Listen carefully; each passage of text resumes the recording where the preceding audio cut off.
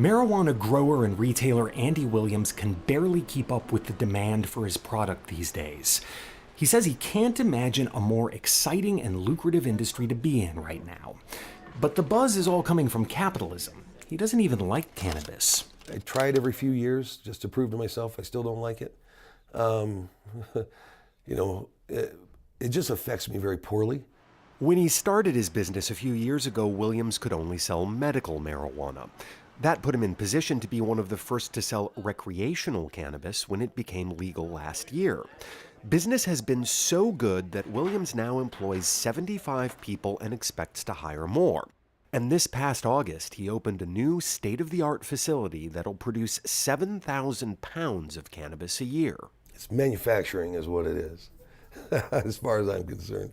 We're manufacturing marijuana. This is an industrial manufacturing plant that grows marijuana. Stores like these can now sell up to an ounce of marijuana to customers who are 21 and over. The products come in all kinds of forms. Cannabis buds from a range of varieties bred to treat particular ailments, provide a mellow buzz, or deliver a powerful rush. Pre-rolled joints, pot-laced brownies, hard candy, and chocolate bars, marijuana-infused beverages, and massage oil. Consumers spend tens of millions of dollars a month on those products, but Williams is sure there's a lot more money to be made in his business.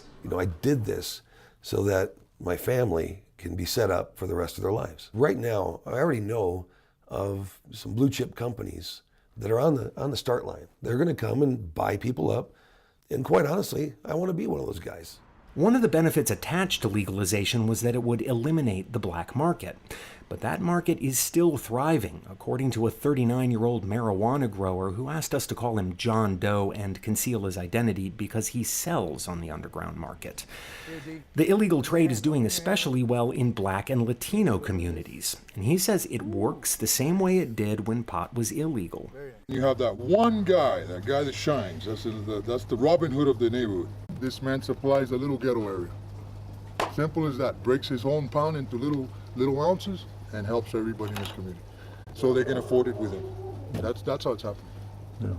And that's how it happened before, too. Yeah. So nothing's changing. John Doe says low-income buyers turn to the black market because prices are higher at legal retail stores.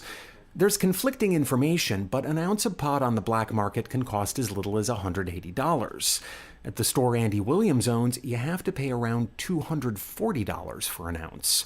That's partly because the price includes a 15% excise tax, a 10% marijuana tax, the state sales tax, and Denver's marijuana sales tax. The taxes are an overreach and excessive, and it's a regressive tax, and it impacts the poor the most. Larissa Bolivar was involved in the fight to make marijuana legal for medical purposes. She uses it herself to treat stress. She campaigned for legalization, but she doesn't like how it's working out. She believes all those taxes guarantee a black market. But taxes have been beneficial, according to Mason Tvert, who also campaigned for legalization and helped draft the state's regulations. In the first 10 months, those taxes have generated nearly $41 million. A chunk of that is slated for public school construction. Besides, he says, the legal market offers some things that consumers find more important than the lowest price. Variety, convenience, safety. That's what drives every product in the entire world. That's what's going to drive this market. If someone is, lower income or higher income, chances are they're going to go to a store and purchase it because it'll be safe, it'll be convenient, there'll be variety. These are what drive people's decisions. How has that worked out so far? I mean, is the black market gone? Is the black market going away? I think it's absurd for anyone to assume that we can eliminate a black market that grew over 80 plus years within the course of 8-9 months. But we've seen this industry take a huge bite out of the underground market. To enter the legal marijuana industry, you have to be a Colorado resident in good legal standing. You also need the capital to get licensed, and that can cost tens of thousands of dollars. Its classes and regulations support those that have access to wealth. And middle and lower classes don't have access to wealth. I can't just go and ask my dad, hey, can I have $20,000 for licensing and application fees? And then can I get $1 million so I can get a property? To start a legal recreational marijuana business, an entrepreneur needs a lot of capital to fund an indoor grow facility, hire employees who will cultivate the product, install security systems, all while complying with state regulations. Tvert acknowledges the expenses limit the abilities of minorities to enter the industry. This is a symptom of race relations and economic justice in our nation. This is not exclusive to marijuana.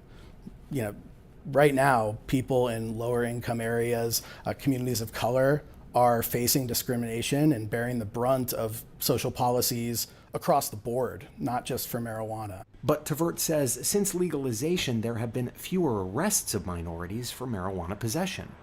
People of color were being disproportionately impacted when it came to marijuana possession, and now, whether you're white, whether you're black, whether you're Latino, you are no longer going to be booked and convicted and treated like a criminal the rest of your life simply for possessing marijuana. But for anyone who was caught and convicted of a drug-related felony before legalization, state law makes it virtually impossible to join the industry now that marijuana is legal. John Doe says that keeps a lot of people working on the black market. There's a lot of people that have broken the law, but are great entrepreneurs, work very hard, have good work ethics, family values, good communication skills. I mean, I definitely believe that they should be given a chance. The rules and regulations should allow a good grower that's been in trouble to do this. They're not hurting anybody. They're not out there, stealing and robbing. Most of these people probably got caught up trying to make a living, trying to make money. The counter argument, though, is it also shows that they are willing to break the law because it was illegal. So maybe if we give them a license and they open up a grow facility licensed, maybe they won't pay the taxes, maybe, They're more prone to breaking laws. Well, that they say that about many people, but you have to see their track record. John Doe says his family has been growing marijuana for many generations in Latin America. He believes the legal industry should benefit from his experience and passion for the plant. It's the end result is this little flower that's growing up and all full of joy. When this comes out, that's when you say, okay, I am proud of my work. This past November, voters in Oregon and Alaska approved initiatives legalizing the possession and sale of recreational marijuana. Last month, the Department of Justice responded to inquiries from Native American tribes by announcing that it would allow tribal governments to make their own decisions on the cultivation and sale of marijuana, even in states where it's still outlawed. Legalization in Colorado is still a work in progress, but the state's a pioneer, and as other states consider or implement new marijuana laws, they'll be watching to see how Colorado does.